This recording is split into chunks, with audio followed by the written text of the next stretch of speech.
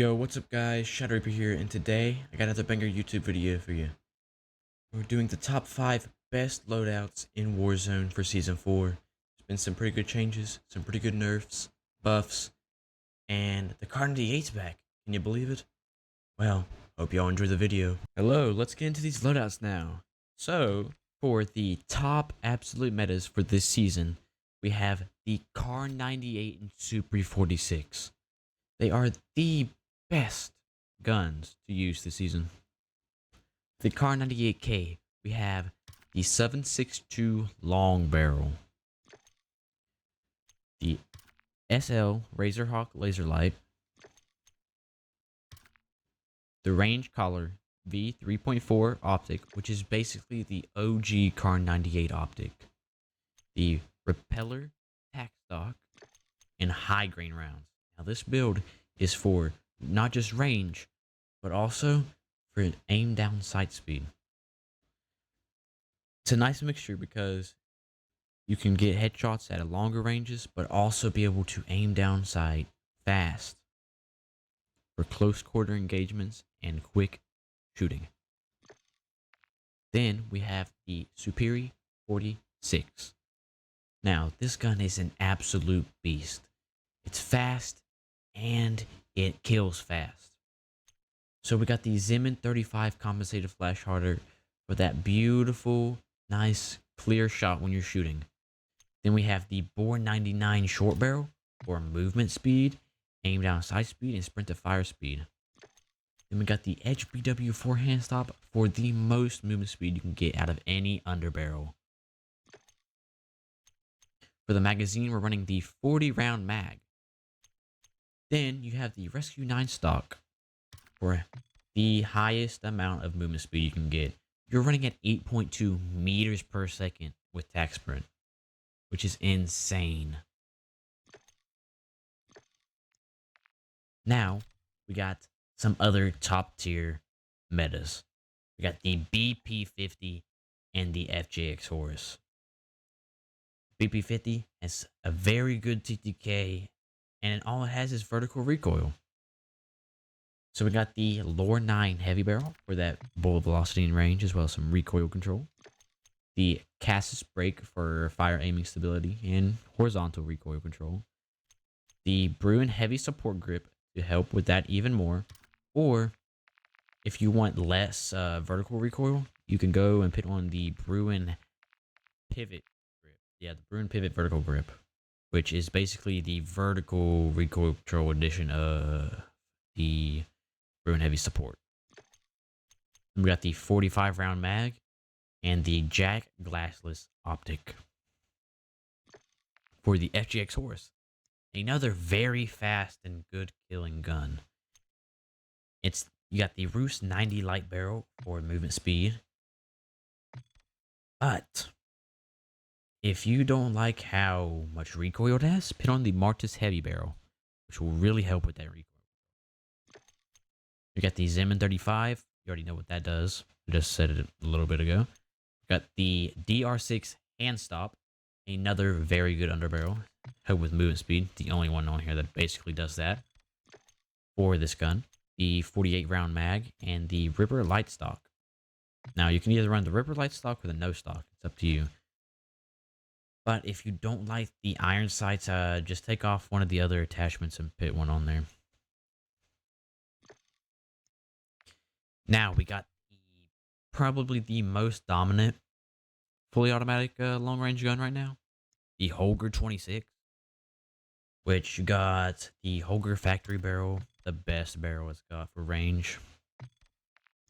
The VT7 Spirit Fire suppressor, which helps with range, bullet velocity, recoil control, all of that. The Bruin heavy support grip. You don't need a magazine because it already has 60 bullets in it.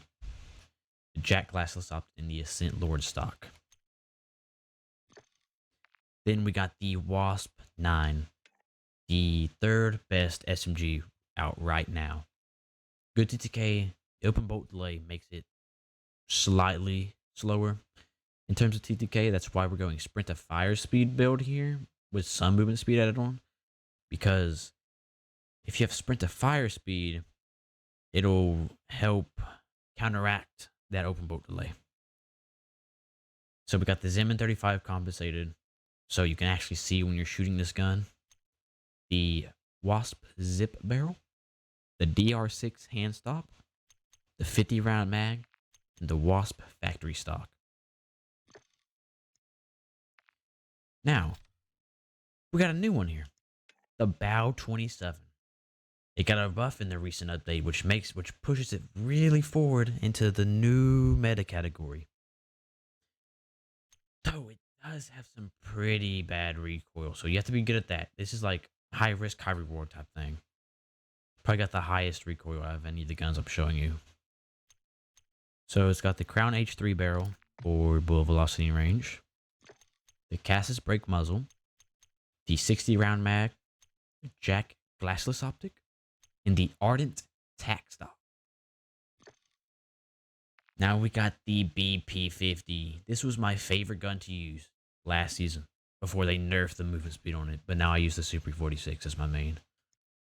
The BP50 has some of the fastest TTK on this list.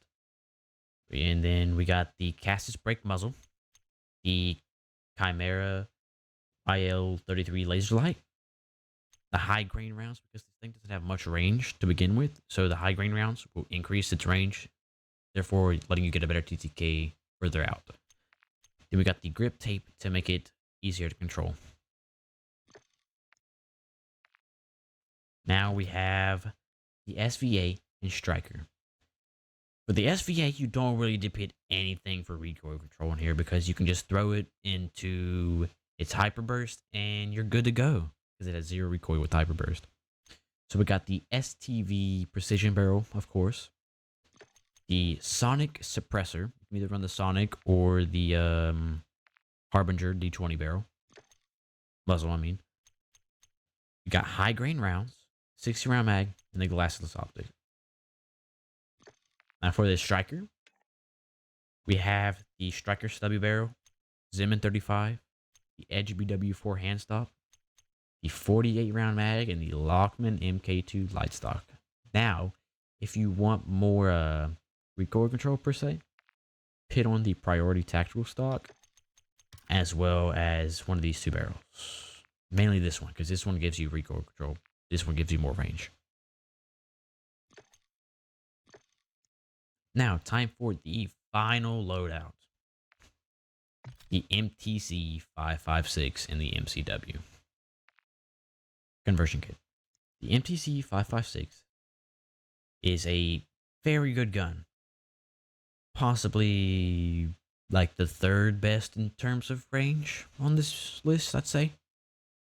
For automatic. So we got the MTZ Clinch Pro barrel, the Cassis brake, the Bruin Heavy Support underbarrel, 50 round mag, and the close quarters stock.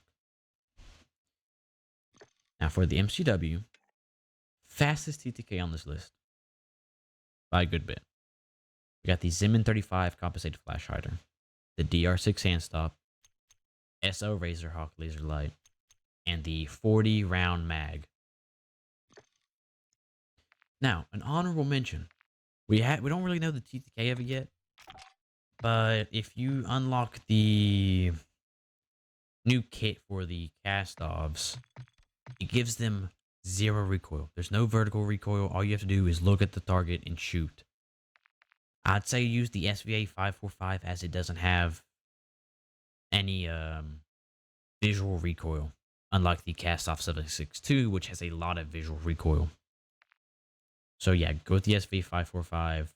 I guess just build it for range, since it has no recoil.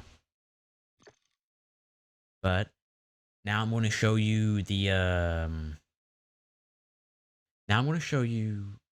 recoil patterns and me shooting the guns in the firing range. Hope y'all enjoyed the video.